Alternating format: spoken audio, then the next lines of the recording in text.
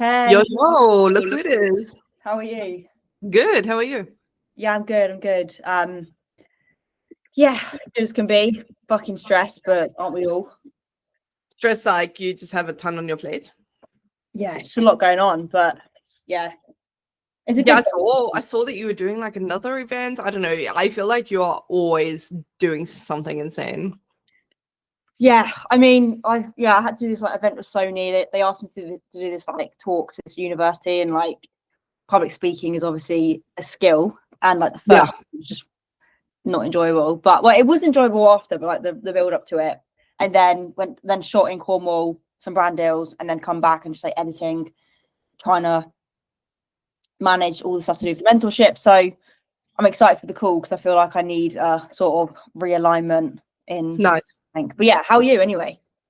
Yeah, I'm all good. I'm getting my wisdoms out tomorrow. So I have been so sick.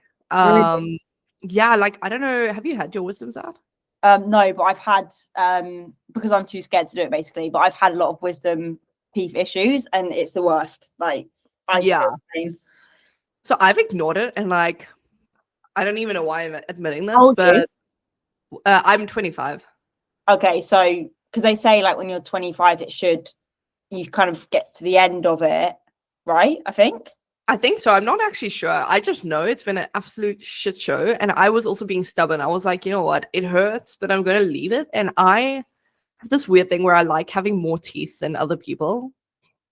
It's so weird. I don't know why. And now it's just absolutely not going to be the case. But I think it is best because like it is causing such issues in my life. I'm so sick today. But luckily the surgery's tomorrow. So Shit. Are you yeah. scared? No, I kind of like it is what it is. I'm kind of glad they're going to put me under. And the thing is as well, like when the pain gets that bad, it's like, you know what?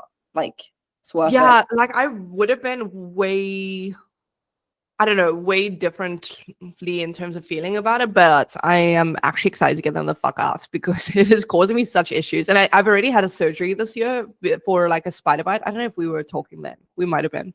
No way, get bit by a spider. That Yeah, is I don't know what's wrong with me actually. I got like that was the craziest thing. I will give you a whole story time about that. But I God. got bitten by a spider and got this crazy, it was like super venomous without me knowing. Oh my I God. had to go for surgery and what's that? How big was it? It was tiny. That's the thing. I was like, well, fuck this little guy. Like he's nothing is gonna stop me. But he absolutely did stop me.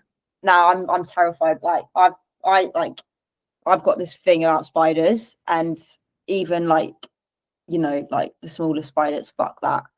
Yeah, I mean, I never used to really think about them too much, and now I am so scared of them after my bite. And so, like, even I went away with my girlfriend, and she's super like ditzy, and she has to deal with the spiders. And so this is just super embarrassing for her. Yeah, no, I remember when I was like ages ago, I was in this like shepherd's hut, like it was like an Airbnb shepherd's hut weekend, Okay. and like there's a spider, like a massive spider dangling down the middle, and we had to like hairspray it because neither of us could. We had to like basically like hairspray it to die because neither of us could kill it. It was, but anyway, the fact that like fuck that. Yeah, no, like honestly, now I hate them, but I feel too bad to kill them. So I'm like kind of in a predicament. But anyway, but I'm sorry that you've been stressed. Hopefully it's good stress though. I mean, like, so I had obviously another person sign up. Yes, So, yeah. That was the guy who got the seizures, right? yeah, the guy that got seizures. So he signed up. So that was really cool. So then I like had his onboarding, and then I offered like a free session with like an extra session with Kyle, the first guy that signed up, because it's funny because like, he messages me every day, whereas I've got another person who I don't hear from. Yeah. And I thought, you know what, I'm going to give him a free session because I get on with him well, and I want to obviously, I think it's good to go above and beyond sometimes to like, so but managing all of that, and then brand deals, and trying to grow my Instagram and just be consistent. Like obviously, as you know, like, it's just, it's a lot, but I feel like it's obviously going to pay off, but it's hard to manage this, like 1,001 things, isn't it? But yeah. Well, look, how many people have we closed now since starting? So I know that there was that first one that was a 3.5K super easy close. Yeah. And now it's this guy. Is there someone in between there? So there was a guy called Kessler, which Yes, I remember. he did the 3 times payment, so 1666 times 3. Yeah. Like he'll message me every now and then, be like, "Oh, this is fantastic," and I don't hear from him. So yeah, got him, and then Henry, who I went to uni with, who signed up, and he's just done the split pay, so that's Yeah. cool.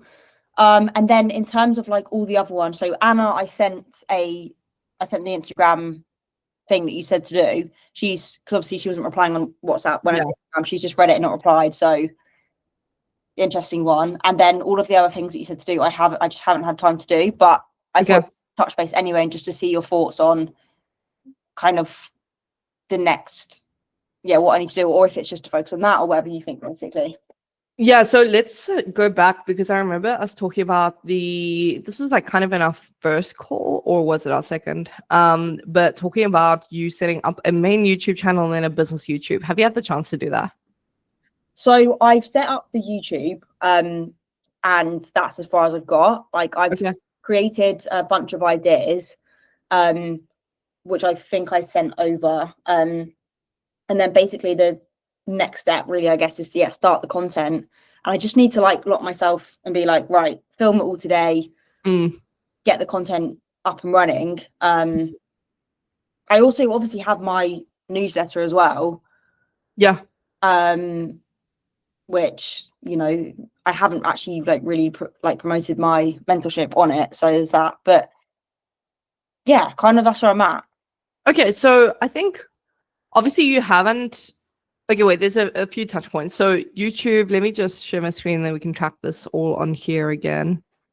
You never mind if I do this, right? This is like easier, right? Oh yeah, of course. Okay, cool. So yeah, I remember us talking about the main YouTube, business YouTube. And by the way, just to make life easier, what I always did is I would make it in my schedule that on like a Wednesday, I did script writing. Okay. And so this was helping me break it down, because when I think about posting on YouTube, I still get overwhelmed, because I'm like, okay, well, what the fuck am I going to post? When am I going to post? How am I going to post it? Yeah. And so I just get in my head. So what I like to do is on a Wednesday, I do all the script writing, and I kind of plan out what videos, plus topic ideas. And then I just go ahead and I create a Notion document. And in my Notion, I literally just write out all of the video content ideas. And then I will go and do maybe 2 video writings on a Wednesday, and that's it. That's all good. And then on a Friday, because it's my most open day, it's the first thing that I do. I just sit down and film. So I have these 2 days allocated so that it kind of makes things easier for me. I know that when I want to film, I don't have to think about script writing and topic ideas and this and that. I just literally have to read off what I've written. To me, that is so much easier. Yeah. So that's kind of the way that I plan my time. And then with there was something I was meant to say about this. Script writing. Oh, one thing that I would recommend for you, just to make life easier, like if you're putting it off because you feel like you don't have enough time, or you're a little bit, I don't know, uncertain about exactly what you want to talk about, I recommend you do the same thing that I've been doing on I have like I don't know if you've seen this YouTube, I'll show you shortly, but essentially just do some Miro video recordings. Yeah.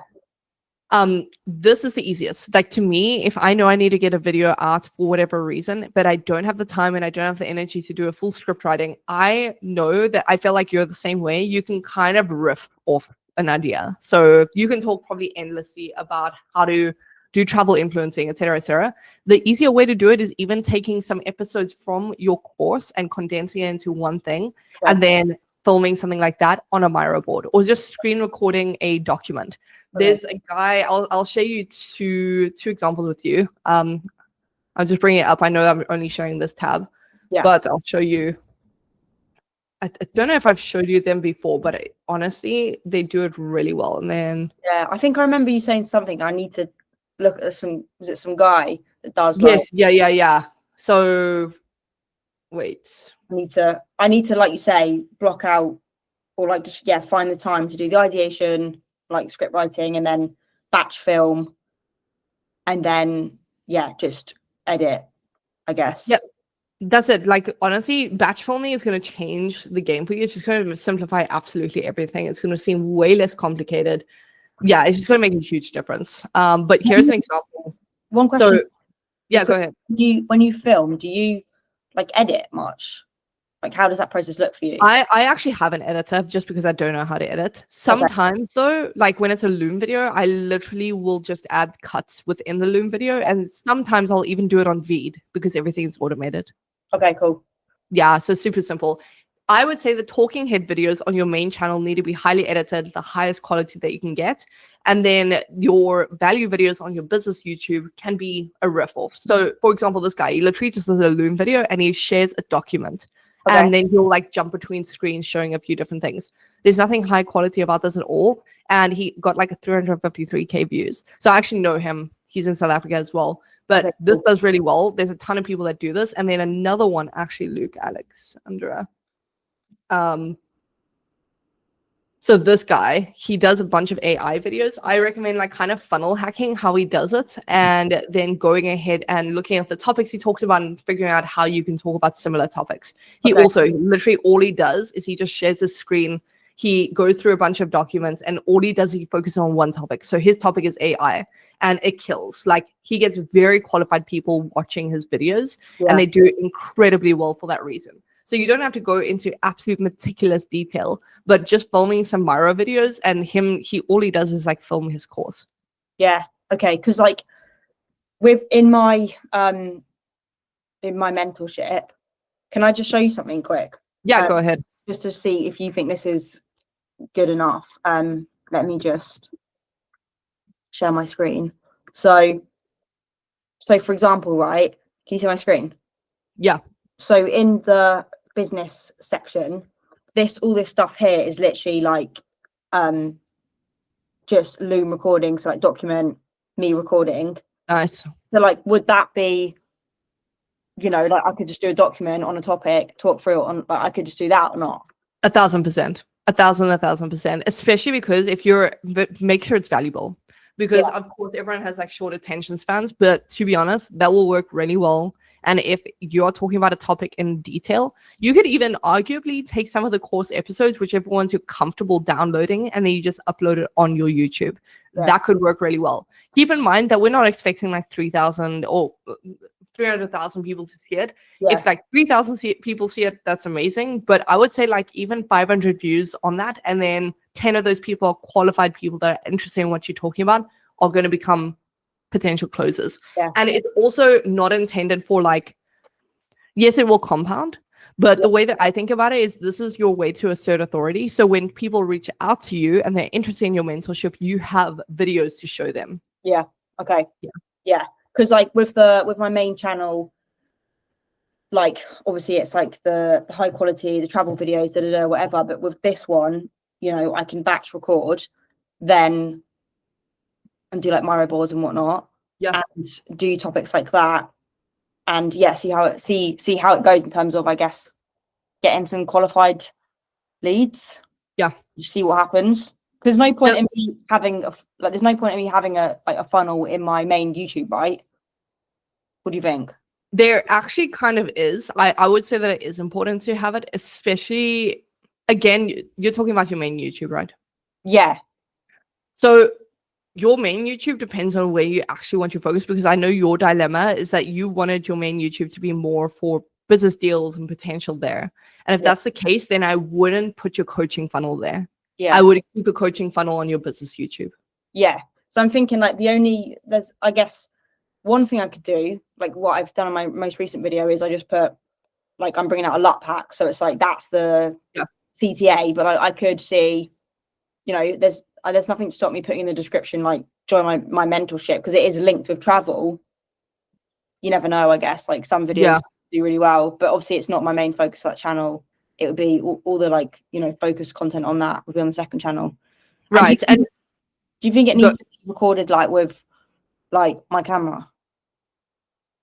The breakdowns, like let's say I'm doing a Miro board or like I'm breaking down a document. Can I use my laptop? Yeah. The Miro video breakdowns are super simple. And what I sometimes do is, and I only recently started doing this, is I will film a Miro video. And I'll just screen record and use this camera, for example, that I'm using to talk to you. And then I'll have another one, like an actual camera set up that I can just have two angles and I can switch between me talking. Okay. And like I'll switch between the screens. It's Okay. it's honestly personal preference. The only reason I quite honestly do that is to do my value reels. I don't know if you've seen them, but where I talk about how I get leads, how I do this, how I do that.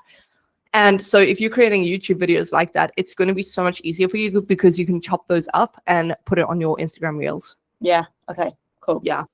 So by the way, one of the other things, so YouTube was one of my questions. How did it go? Remember we went through your sheet of people that just never responded to you once you messaged them. Have you followed up with them? So I haven't followed up. I need to basically every single person on that list, looking at it now.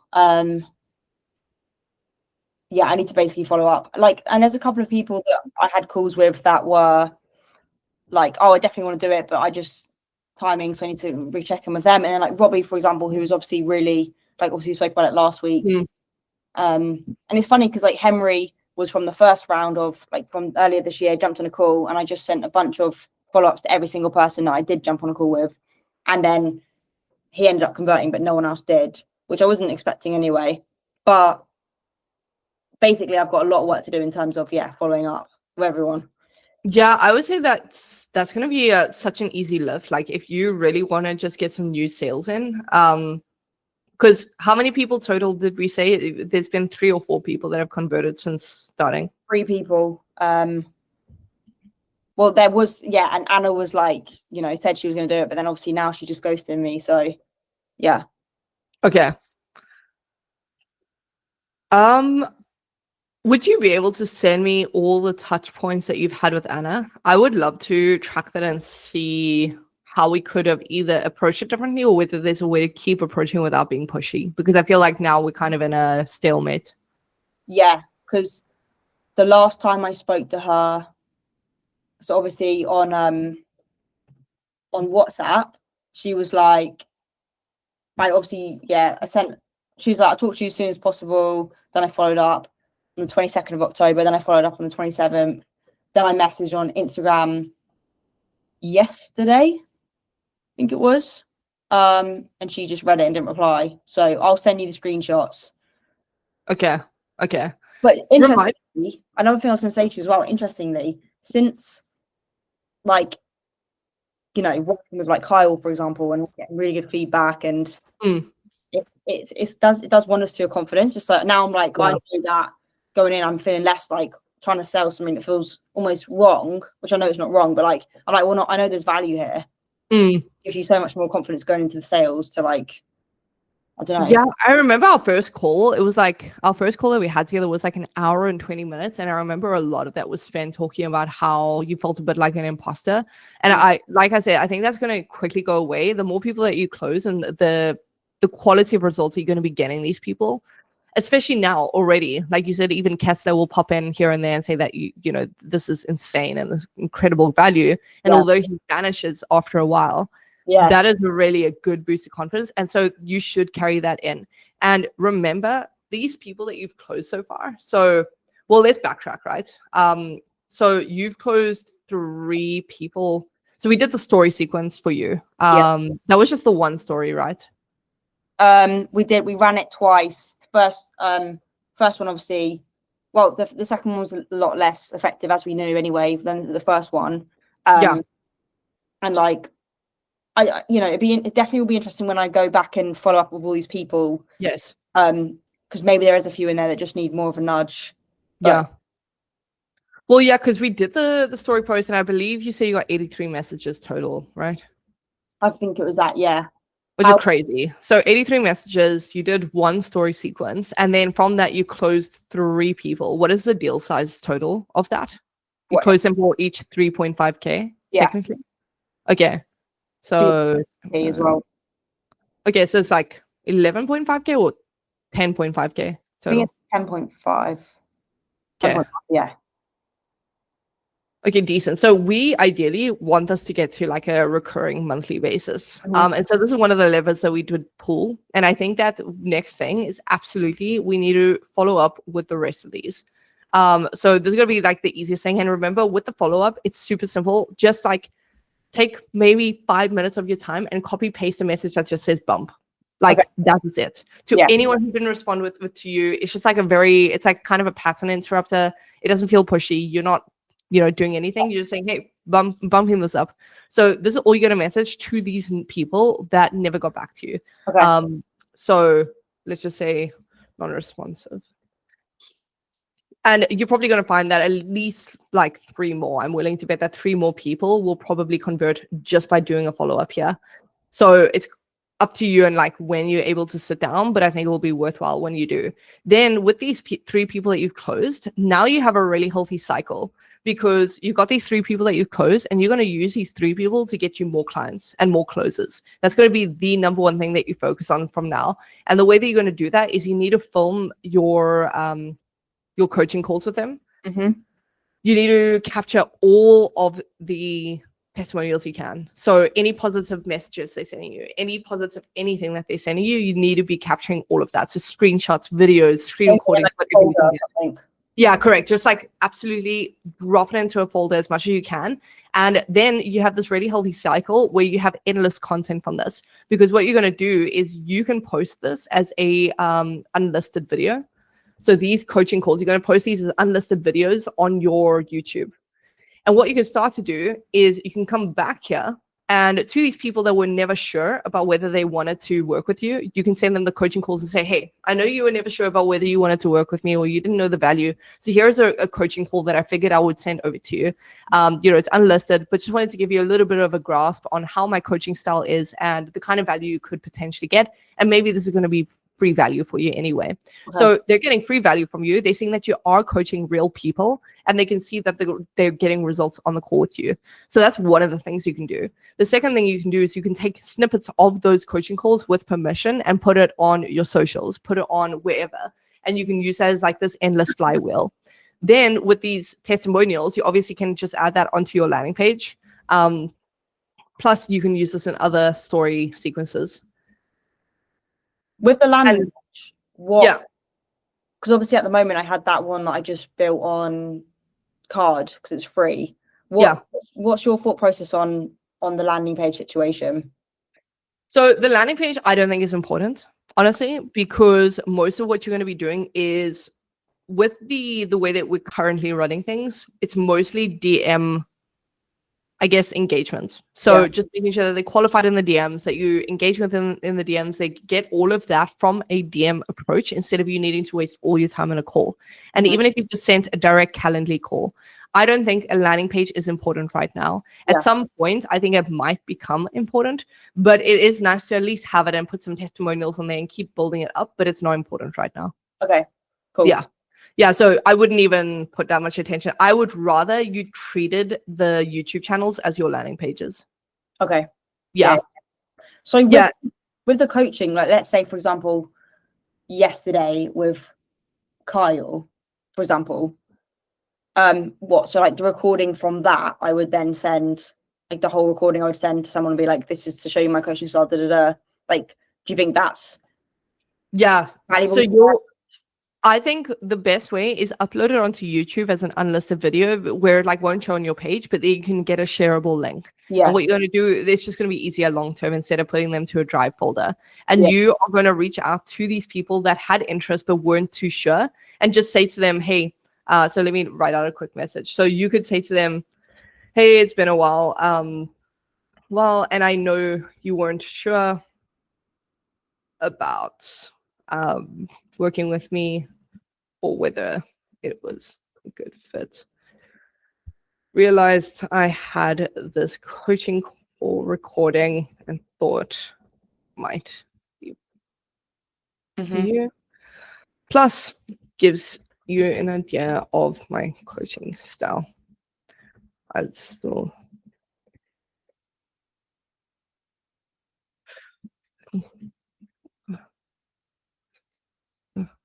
worth Something like that, to be honest. It's just like a super simple, hey, it's been a while. Beforehand, this was your objection.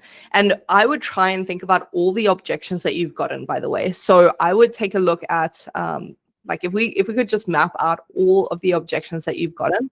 So let me just go objections. Okay, my note taker is late. Oh yeah, it's because we we started this 30 minutes earlier. I was like, my note taker is so dumb. Okay, cool. So what I would do is I would make a list of all your objections if you haven't already. I know that we kind of have, like, there's been a pricing thing, and we did this in the previous call over here somewhere. So we had a ton of things. We had like objections, we had a pricing issue, etc., etc. Unless it was actually on our first call. Wait. Yeah, I remember we did it somewhere. Yeah, shoot. The thing is like unresponsive, money, time. Yeah, correct. And I guess it's on the sheet. So what I would do is I would take it a step further, and I would think about all these objections that you get, and not only think about a response to them, but I would think about a video to record for each. Okay. So if it's a pricing objection, maybe think about ways that you can film a video around that. If someone is not sure about your coaching style, or is this going to be valuable for you, think about ways you can film a video that kind of quote unquote poses that. So in your case, it would be, here is exactly how Phoebe got to $10,000 per month in her filming business, or doing travel and film. And so I would think about ways that you could find these objections and build content around it, that whenever there's that objection, you can say, hey, completely understand, here's actually a video that I filmed that might help you and give you some value to make your decision a little bit easier. Then you have this piece of authority and this value instead of just your words. Okay. So that makes sense, right? Yeah. Perfect. Yeah. But I even wrote here, I think like the main priority right now is, I think the YouTube filming, and then follow up with the followers is a big one. And I really, really, really want to talk about ads at some point. With ads, I actually had a question before we dived into that topic in general, but how much would you be willing to spend on ads per month?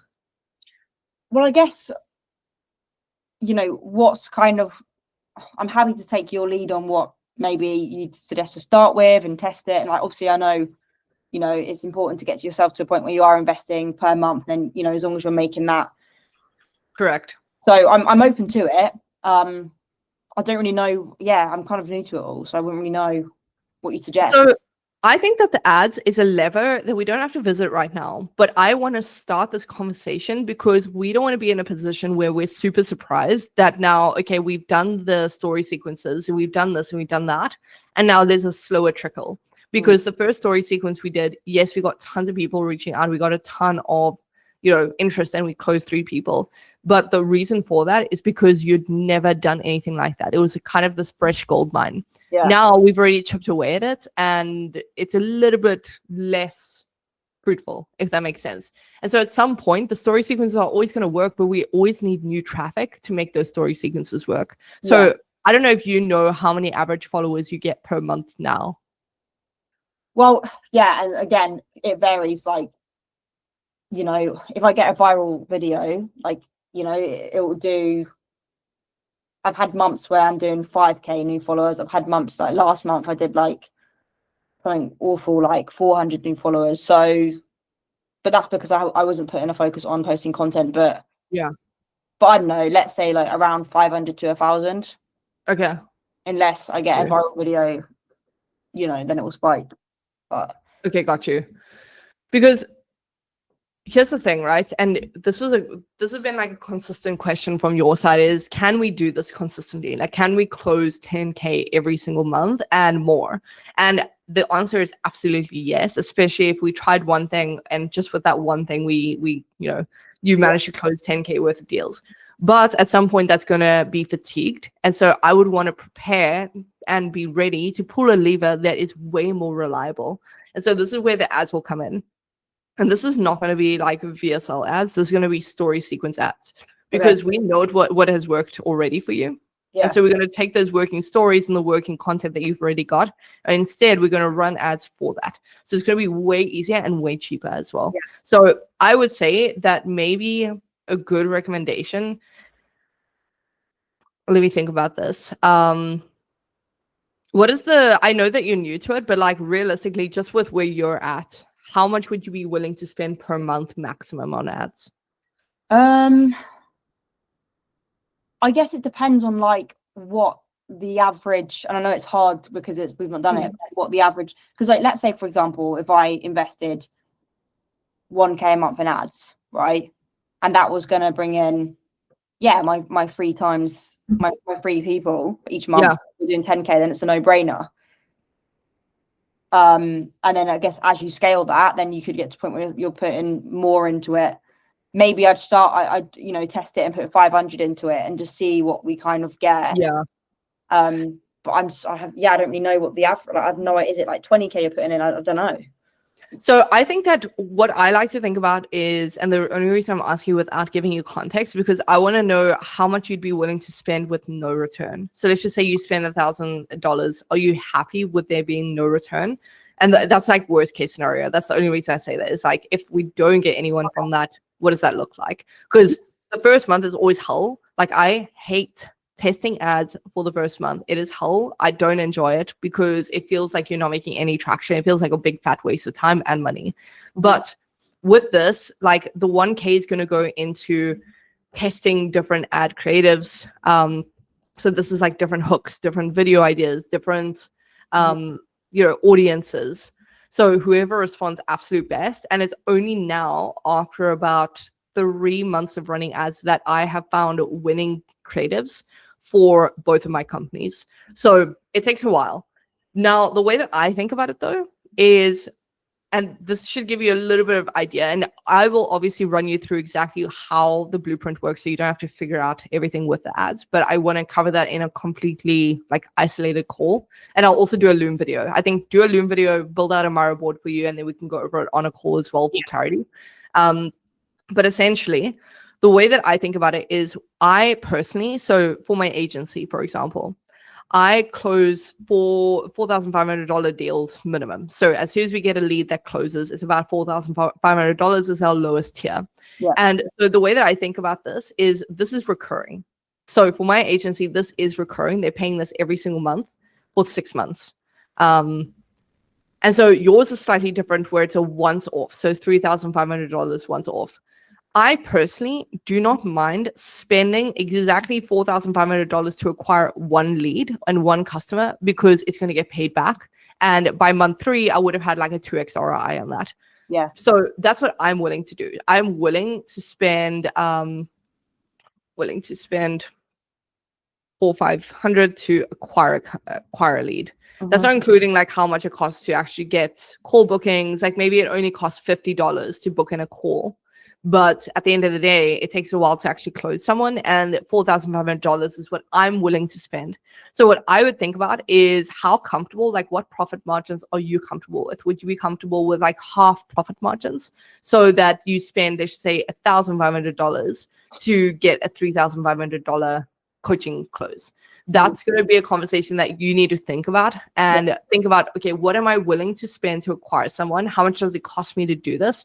And what kind of, it'll take a bit of testing to tell as well, because I know we've done so much testing. I know for a fact that if we spend 5K on ads in my agency, we get an average of 16K back.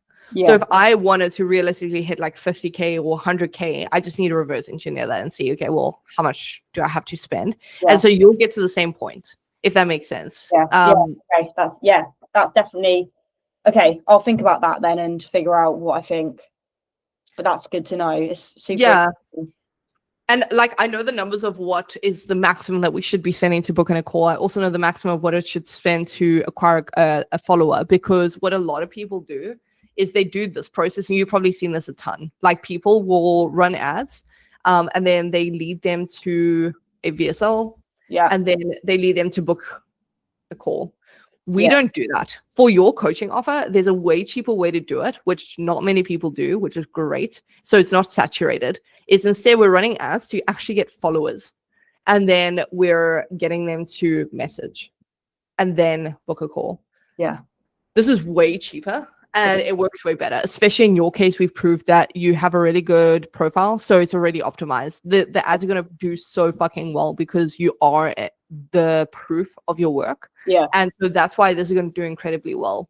And for example, I just started running a new ad creative for my business, and we're doing this, and we're acquiring leads so cheap right now that it's crazy.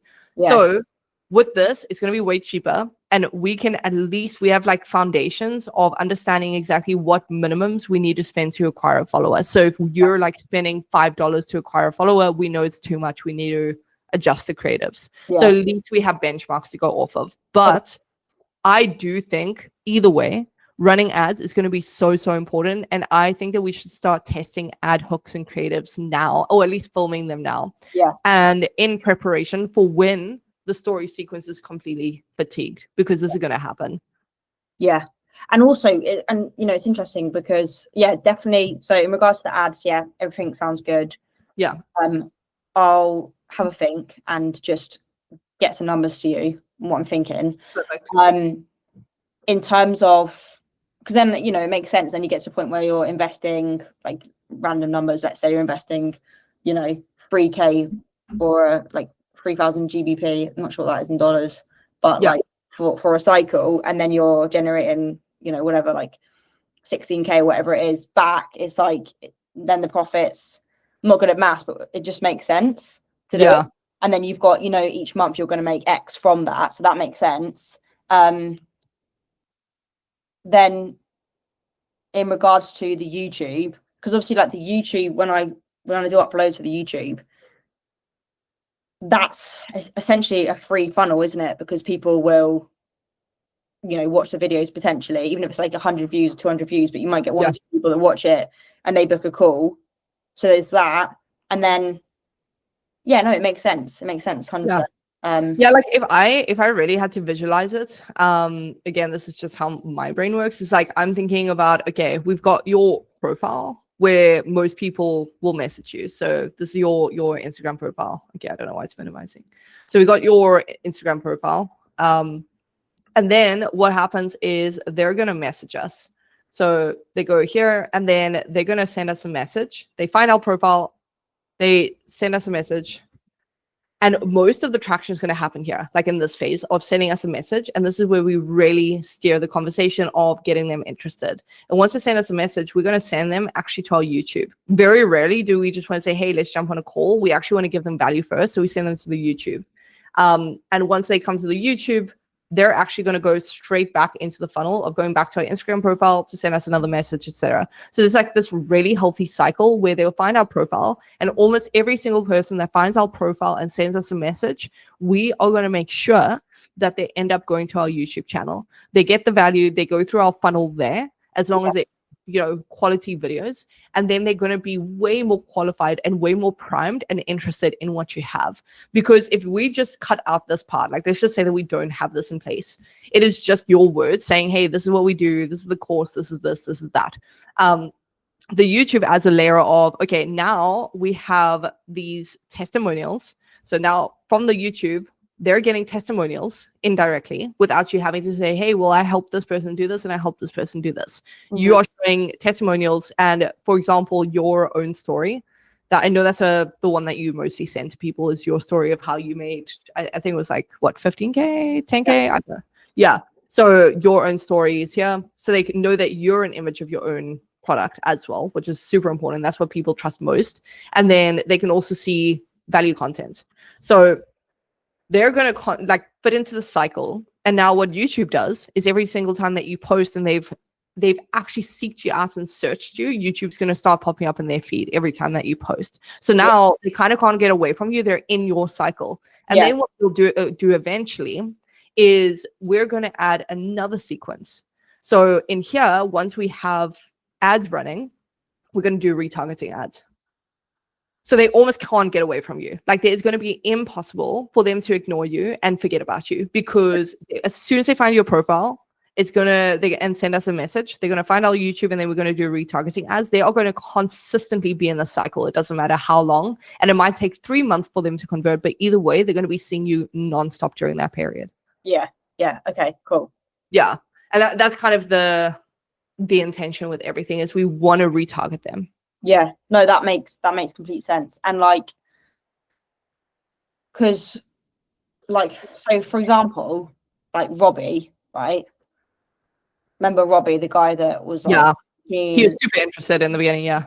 And then like, as I told you in the last call, like he came back and said, obviously, I'm gonna have to get a job first because he just come back from traveling, which, you know, is an excuse essentially, because everyone can just get a credit card. What do I remember you said, like, do you think I should just offer him, was it to offer him a free, or do I send him like my coaching call with Kyle yesterday? Because obviously, actually, yeah, do that. Do you reckon? Yeah, send it to him, and I would even on top of that offer him a free coaching session. Yeah. And say like, what, like, this is one of the students I brought on at the time that we were talking, because it's like Kyle came on obviously at the same time Yes. that I spoke to Robbie, and already he's like done a lot of his personal brand, and he's also secured a job with a coffee shop and, like, you know, starting to build. Yeah.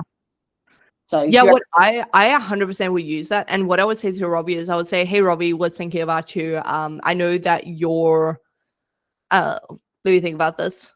I know that you were in a position where you can move forward because of your job and work and this and the next thing, and I completely understand that. So what I actually wanted to go ahead and do is just send you this free value right now. It's a coaching call that I've done for someone else. I mostly wanted to send it because I think that you'll get a bunch of value out of the video. And plus, he actually joined around the same time as you, and he was hesitant, and he was also a little bit hesitant to join because he had a bunch of, you know, personal things going on.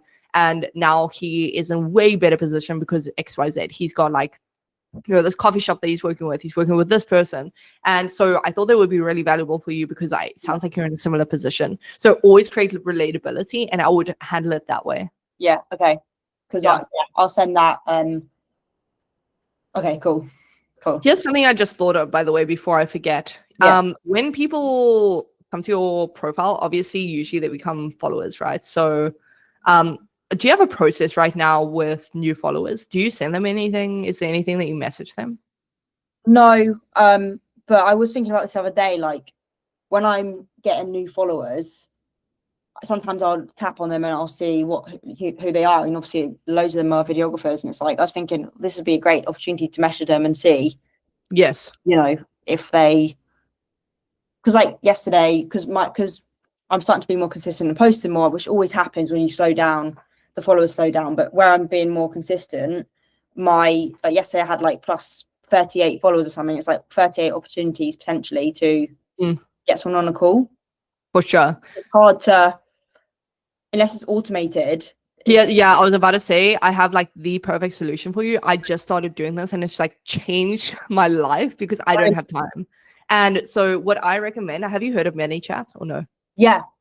So I use this, and the best way that I do it, especially if you know your average follower, what I would do is I would come in here and then I would set up an automation. You can see that I do have one for new followers. And a lot of my new followers are actually people, and this is within the last month, a lot of them are actually people that are high ticket closers. Like, I noticed that a lot of my followers were high ticket closers. So I adjusted my targeting.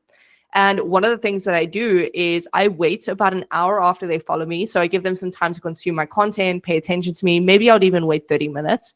And I send them a voice note. The voice note does so well. You can see the stats on this, like pretty much 67% open rate. And then it allows for you to start following up with them. I get so much good feedback from this. And I've booked a really good amount of calls from it as well. So in this voice note, all I'm saying is, hey, I noticed that you followed me. I thought I would reach out and send a voice note. Usually people that follow me are videographers. So I was just curious about whether, you know, where you're at. Are you a videographer? And I actually have a bunch of free videos where I help videographers get their first 10K per month. So if you want me to send that over, I'm so down to send that over for free. A lot of my followers find that it's really helpful. Something like that. So in mine, I forget what I say. I wonder if this is like playable. Wait, let me try find the voice note that I sent. Have you found that that's then booked calls? has it been quite successful for you? It's been great because of voice notes and the wait time. They think that it's genuinely me sending this message. Yeah. And it helps because you're having a touch point with everyone. And worst case scenario, if they don't reply, I can always follow up with them. Or let's just say that they don't want some free training or whatever. Then at least I've created that touch point. And at some point when I do a story sequence, they're going to pay a lot more attention to me. Yeah. Like, think about how many people you probably follow and then you just kind of forget about. But if you create a rapport with them and you create a messaging sequence with them, they're going to pay more attention to you, which means that they essentially go straight into this funnel again. Like, instead of them sending a message, because that's like what is kind of required for this funnel, instead of them having to send the message, you're creating the step without your time needing to be required. It does so well. At the very least, what they're going to do is they're going to go to your YouTube, get some value, and that's going to be that. But they will they're going to come back to you at some point. I found that a lot of the people I reached out to 3 months ago are only coming back into the funnel right now. So it is a long-term play, but rather, like you said, if you have 38 people or whatever you said follow you yesterday, that is 38 opportunities to create something, because these are qualified followers, it sounds like. And you know from your Samsung trip how little money these videographers are making. Like, it's crazy. Yeah. So I would say mention that in your voice notes. I think it will be valuable. Yeah, 100%. Okay, cool. And another question I had for you quickly was the like, there's one of my mentees that obviously ended the program after like it finished and whatnot, called Amaya, who I did a testimonial with, and she you know had really good things to say and stuff. Like, do you think that I should, obviously I done testimonial with her, I obviously pitched her like a extension, she didn't go for it because it was the whole thing with Ted. Do you think that I should, like, because obviously since she's been in the program, all the content's changed pretty much. Like, there's way better stuff in there.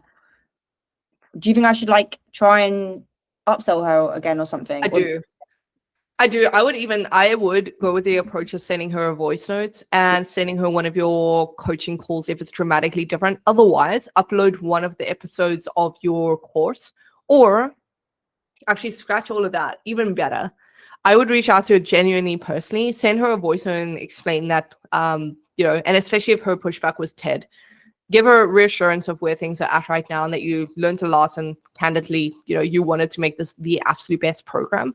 And so you thought to reach out to her. Then I would give her a free walkthrough, like a Loom video recording of the back end of your school community. Show her exactly what is improved, what you think she would get the most value from, because you know her and you know she's gotten results before. I would like put emphasis on the things that are in the back end that she would really, really, really enjoy. And then additionally, wait for a reply and then probably send some value from the YouTube stuff, whether it's a coaching call or something that you've uploaded. Okay. So film a Loom and send that to her. Okay, cool. For sure. So this is Anaya, right? I don't know. Amaya, yeah. Okay. Right. What's that? Like, as in, her name's Amaya, but like, I'll know what you mean in terms of. Okay, yeah. Wait, I don't know how to spell it, but whatever. I'm close enough, right? Yeah. So yeah, Amaya, and then the Loom video. Yeah. Voice note about what's in the video and why. Oh, actually, sorry, that reminds me. Another thing as well. So, do you remember the girl that I said joined and then never came on anything and like didn't hear from her? Yes, yeah, I do. She did like the group mentorship, which is like cheaper. Yes. I messaged her on Friday and said, hey, how are things? Because I thought, I haven't heard from her. Like, she hasn't done anything since. I know she's got money, because she's got like a full-time job. And it's not like she wasn't happy, but just never heard from her. And she responded and said, hey, long time no speak. I'm well, thanks. How are you? And I was thinking, like, what should I do in a situation? Because like, she did the group mentorship. Obviously, there was no accountability, which is why she probably didn't get results. Or I don't know if she got results because I haven't heard from her, but she's responded. So I was like, should I see, how do I navigate that? Is there anything I should do there? Because like, it kind of would be like a missed opportunity, right? Or not? I almost feel like it's kind of a danger zone with her. Usually I would say absolutely, like, just upsell her. But in some cases, like very rare cases, I think it's worthwhile either letting it sleep, or it might be worthwhile to just continue the conversation a little bit more and find out what happened the last time. Like just genuinely figure out, hey, did you get any value from last time? Did you do this? Did you do that? If the answer is no, I would give her complimentary access. I know that you might be opposed to that, but really, if you wanted to revisit this, that's the approach. Yeah, I was just checking, and she's still got access, but she hasn't been active. She was active 156 days ago. So, yeah, you know, like she's not checked it to see, which is interesting. So, yeah. I mean, I don't think it will hurt. I would love to know what happened. And Yeah. like, did you get value from everything? Is there a reason why you went MIA? And even mention, like, I recently updated the program. I don't know if you had the chance to see. It said that you haven't been active for a while. So I just wanted to check in. Like, how are things going? Is this still your focus? Are you still wanting to focus on this kind of stuff? Just genuinely have a conversation, and it will help you make a decision on what to approach. yeah. Okay, cool. Yeah. Cool. Yeah, but I think all of these, like, it is good that you're paying attention to all of these lower hanging fruit. Like, if you had ignored the guy who had seizures, you wouldn't have had that close. So there's a bunch of people we made a note about. So there was Vic and a bunch of these people. Yeah. I would make sure that you keep a list, maybe in Google Sheets will be best, of all of the leads that have somewhat had some traction, whether you've had a call with them, have shown some kind of interest, even if they had an opposition to something, like this one. And then the more that we start to see commonalities between them, we can figure out how to approach them. Okay, cool.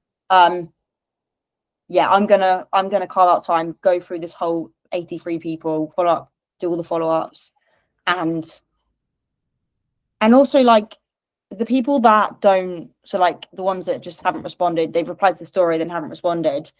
If I say bump and they don't respond, what do I do? Do I just leave that? Or so you'll say bump, and then if they don't reply, wait about 4 days, 3 days, 4 days, and then send them one of your value videos on YouTube.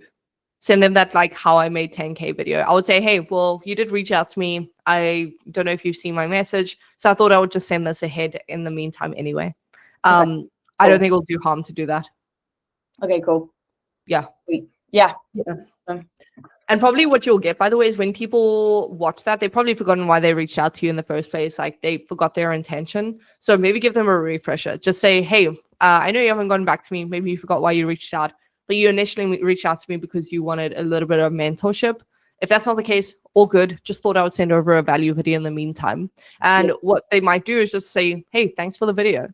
And then you can start a follow-up sequence of, hey, no worries. Did you manage to get any value out of that video? Is there something that you're struggling with? Where are you at right now with your revenue? So you just try your best to maintain some kind of conversation without seeming salesy.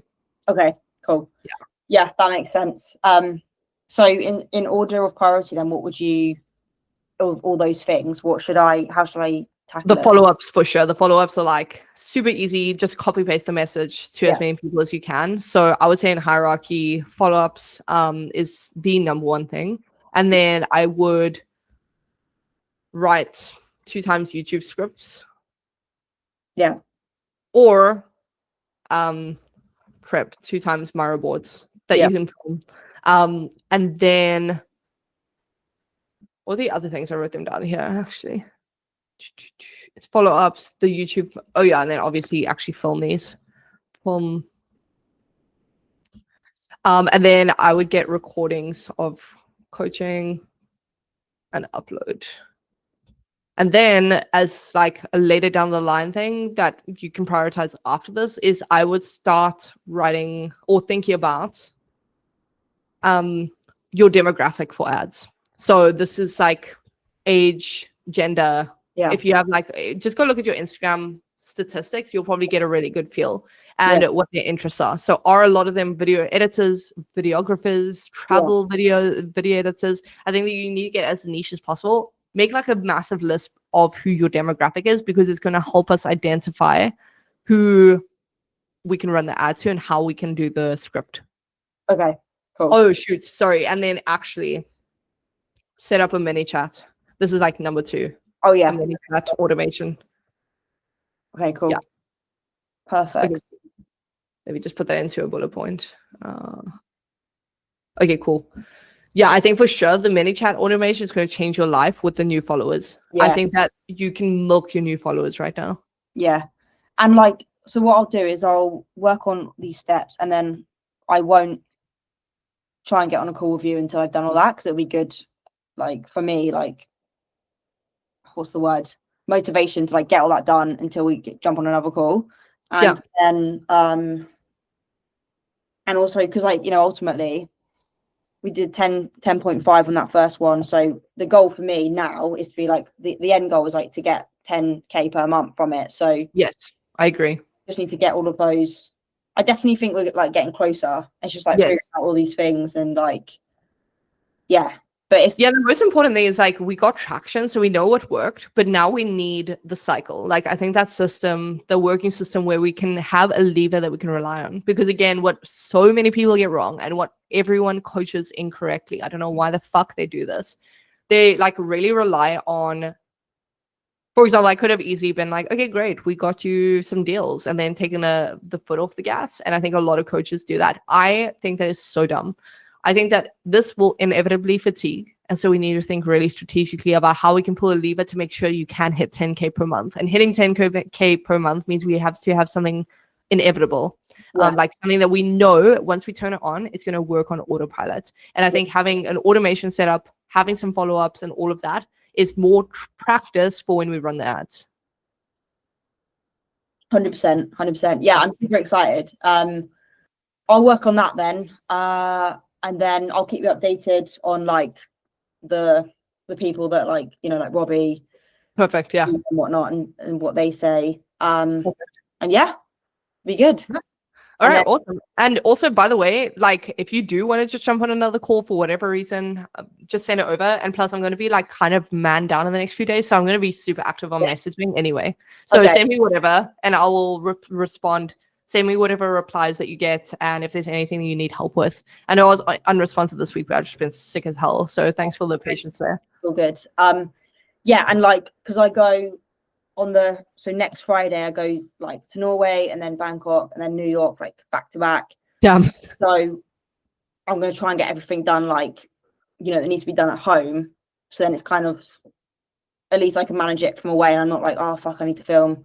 So and then when I go, and then obviously next year in January when I go to Bali, I'm going to be shooting and whatnot, but like I'll still be able to, if I get like everything filmed that needs to be filmed, I'll be able to manage it. Like the whole idea is that I guess I can travel and manage it from afar, right, and still make money. So it's for me, it's like good to put my, what's the phrase, put my foot on the gas and like just try and get everything before I go. So it's good motivation. Yeah, I think so. Like whatever you need to, also if you need me to be like a little bit harder and check in more frequently, I'm happy to do that. So I will also, just on my own accord, I'll check up with you like almost daily as much as I can. And make sure that, you know, we're on the right track, because I do want this to be like kind of a predictable 10K per month. Yeah.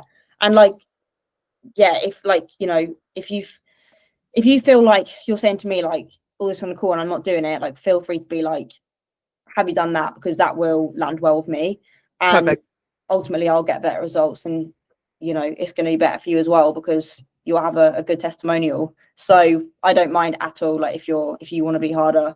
Okay, cool. And I'm excited. Yeah, it's going to be good. Nice. I'm also excited. I really am. But yeah, thank you for being responsive, and I think that we have something here, so I'm excited. Amazing. Thanks so much, Jade. Yeah, thank you. Have a good day. Bye. Bye.